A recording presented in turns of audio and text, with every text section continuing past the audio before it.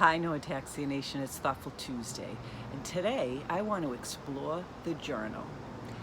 Yes, we've talked about this in other podcasts, but I wanted to go into a little bit more detail about journaling and why it's important, and give you some ideas of how you can journal and what to journal, and even ideas about what type of notebook to use.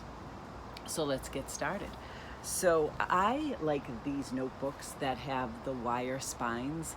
They're a lot more flexible, and the great thing about it is they lay flat, and they can also fold over, and so it makes it just a little bit easier to handle. But what happens is when you have a stiff spine, they kind of pop back at you and they're really hard to keep open.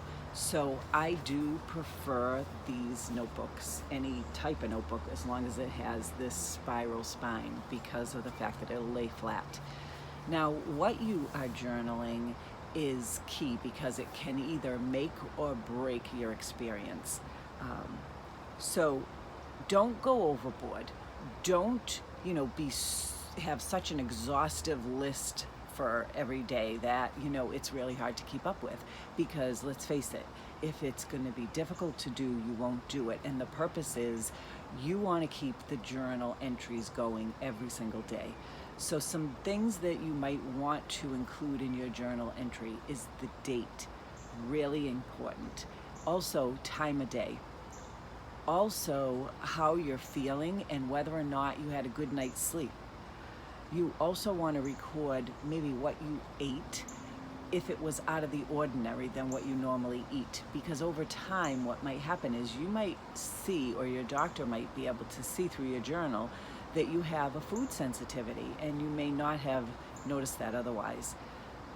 So you want to record things that are going on with you, one thing a day, but just include those other components, because it just paints a better picture. It gives a more complete description of what was going on at the time. And so I think that that is really key in keeping these journals, is that you provide enough information so that it's helpful and it shows trends, but you're not providing so much information that it's becoming cumbersome and you don't want to do it, and it's like a chore to sit down and write in your journal.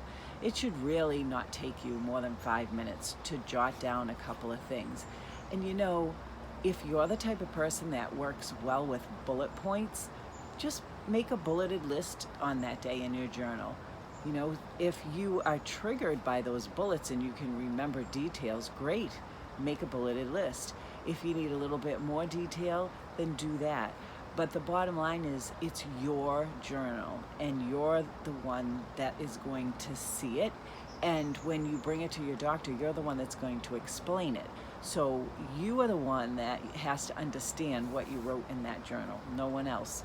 So if it looks a little crazy to somebody else, but it makes perfect sense to you, all the power to you. That's what you got to write in your journal. Something else to consider, in previous podcasts, I've talked about the effects of ataxia on our mental capabilities and our cognitive abilities. And so you want to be documenting those types of things too.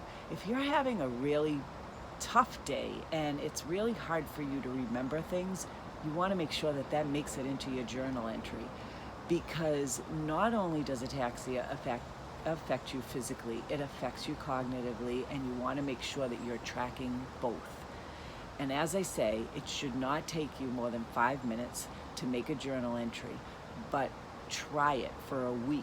See if you can get yourself in a routine and a system, and I promise you that if you do that over time and you bring that information with you to your doctor, you are going to have a really great visit, and that doctor is going to be able to help you even more than you expected.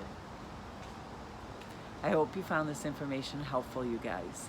Thanks for tuning in, and until next week, stay safe and be well, and I'll talk to you again next time.